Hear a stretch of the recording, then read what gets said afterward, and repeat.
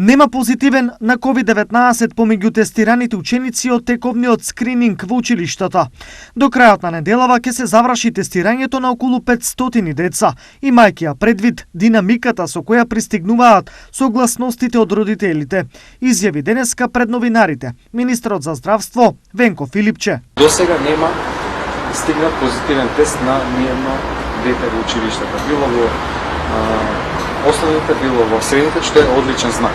До крајот на оваа недела ќе се истестираат околу 500 деца, имајќи ја предвид динамиката со која што пристигнуваат согласностите од родителите. Онаму каде не добиле родителска согласност за тестирање на учениците, ќе се оди на алтернатива на друго дете во класот, напомена Филипче, најавувајќи дека со Светска банка се разговара и за скрининг за хронично болните. Оваа реализација ќе бара подолг временски период на подготовка, оцени министерот. Сепак следи период, исто како што е ова период на анализа на самите хронични болести и за тие аспекти. Скринингот е нешто за што разговараме со представници на Светска здравствена организација и тука ќе ги вклучиме и тие експерти и ќе трае подолго време.